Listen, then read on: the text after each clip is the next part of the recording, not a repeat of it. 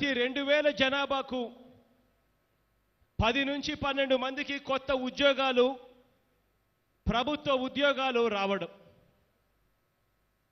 దాని అర్థం ఉజ్జాయింపుగా ప్రతి గ్రామానికి 10 నుంచి 12 కొత్త ఉద్యోగాలు మన ప్రతి గ్రామంలోకి తీసుకొని రావడం. దేశ చరిత్రలో ఎప్పుడూ కూడా కని విని ఎరుగని పరిస్థితుల్లో జరుగుతూ ఉన్నాయి.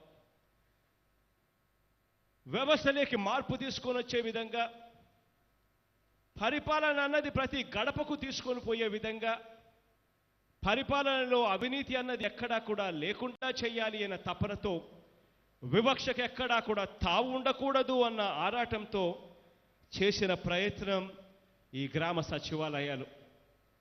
ప్రతి గ్రామానికి 10 నుంచి 12 ఉద్యోగాలు ఇవ్వడమే కాకుండా ప్రతి గ్రామంలో ప్రతి 50 ఇళ్లకు ఒక వాలంటీర్ ఉద్యోగం కూడా ఇచ్చారు. ఈ 4 నెలల కాలంలోనే అక్షరాల 4 లక్షల ఉద్యోగాలు ఇచ్చిన పరిస్థితి బహుశా దేశ చరిత్రలోనే ఎప్పుడూ ఉండదేమో, ఒక మన ఆంధ్ర రాష్ట్ర చరిత్రలో తప్ప. అక్షరాల ఒక్క ఇదే జిల్లా, ఈస్ట్ గోదావరి జిల్లానే తీసుకుంటే దాదాపుగా 1271 గ్రామ సచివాలయాలు,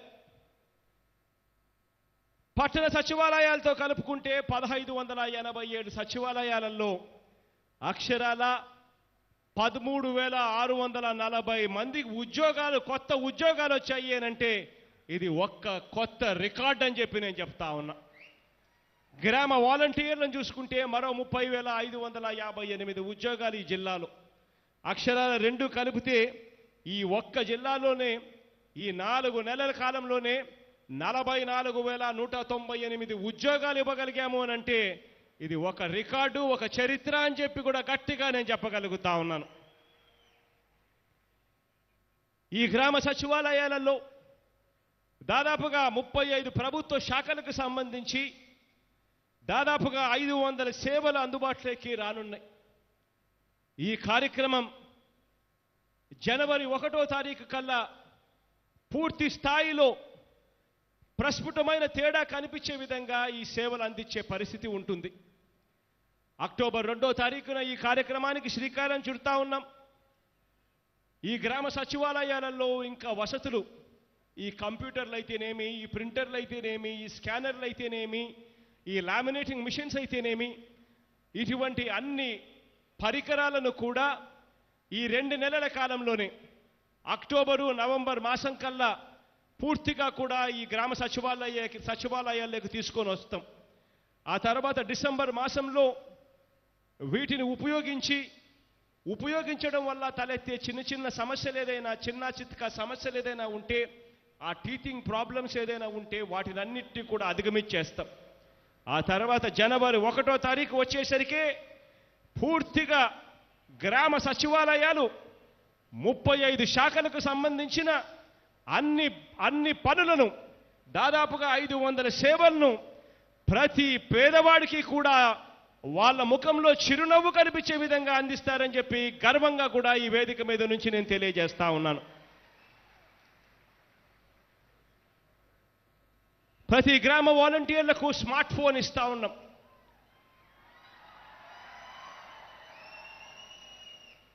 ప్రతి గ్రామ వాలంటీర్ చేతిలోనూ ఈ స్మార్ట్ ఫోన్ ఉంటుంది.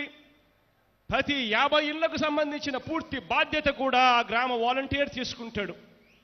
ఆ ఇళ్లకు తాను ఒక పెద్ద కొడుకుగా ఉంటాడు. ఆ ఇళ్లకు సంబంధించిన ప్రతి సమస్య గ్రామ సచివాలయంతో అనుసంధానమై, ఆ గ్రామ సచివాలయాల్లో పనిచేస్తా ఉన్న వాళ్ళు, గ్రామ వాలంటీర్లుగా ఉన్న వాళ్ళు మన ప్రతి గ్రామంలోనూ కూడా ఏ సేవైనా కూడా పూర్తిగా పారదర్శకంగా, వివక్షకు తావు లేకుండా, అవినీతి అన్న పదానికి దూరం పెడుతూ ప్రతి ఒక్కరి ముఖంలోనూ చిరునవ్వు కనిపించే విధంగా వీళ్ళు సేవలు అందిస్తారు అని చెప్పి కూడా సగర్వంగా ఈ వేదిక మీద నుంచి నేను చెప్తా ఉన్నాను.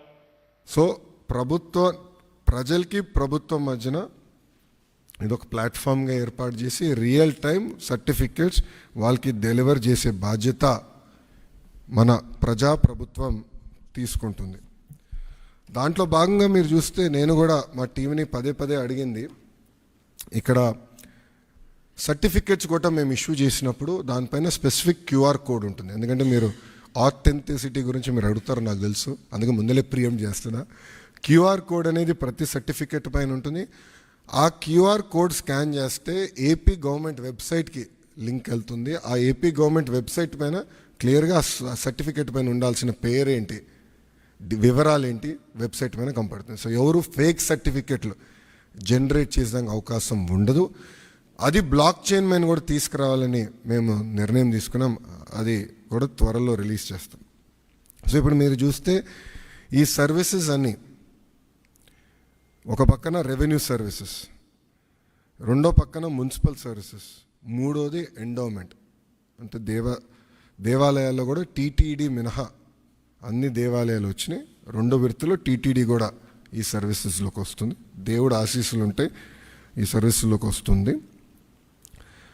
అంతేకాకుండా ఇప్పుడు సెలెక్షన్ నంబర్కి వెళ్ళి సెలెక్షన్ ఉంటుంది, మీరు సెలెక్ట్ చేయాలి. నెక్స్ట్ ఫేజ్లో ఏఐ బాట్ మేము అమలు చేస్తాం.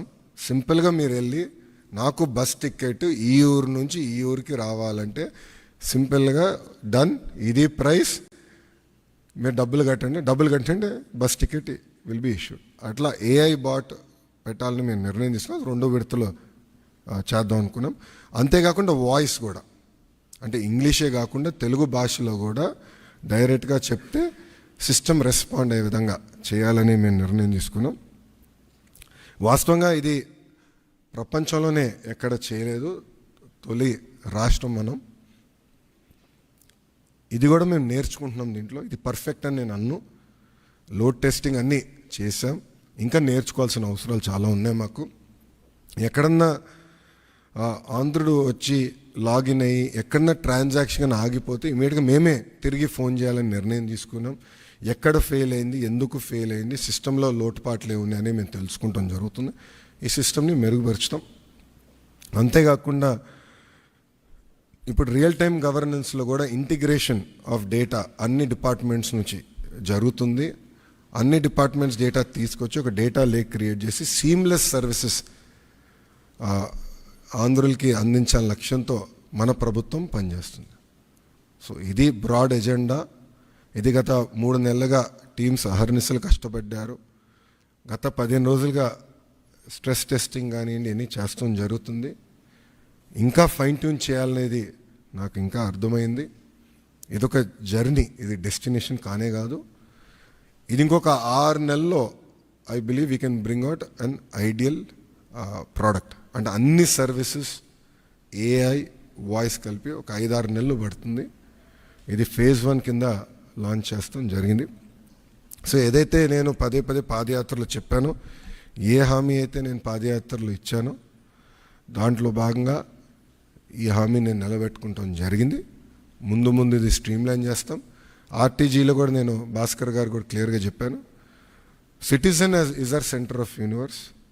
సిటిజన్ సర్వీసెస్ మనం డెలివర్ చేయాలి, అతనుకున్న పెయిన్ పాయింట్స్ అన్ని మనం రిజాల్వ్ చేయాలని పదే నేను భాస్కర్ గారు కూడా చెప్తాం జరిగింది. ఆ దిశగా మన ప్రభుత్వం ముందరికి వెళ్తుంది. ప్రజలే చూస్తారు వచ్చే 6 నెలలు సంవత్సరం లోపల ఎంత మార్పు వస్తుందనేది ప్రజలే గమనిస్తారని ప్రజలందరూ తెలుపుకుంటూ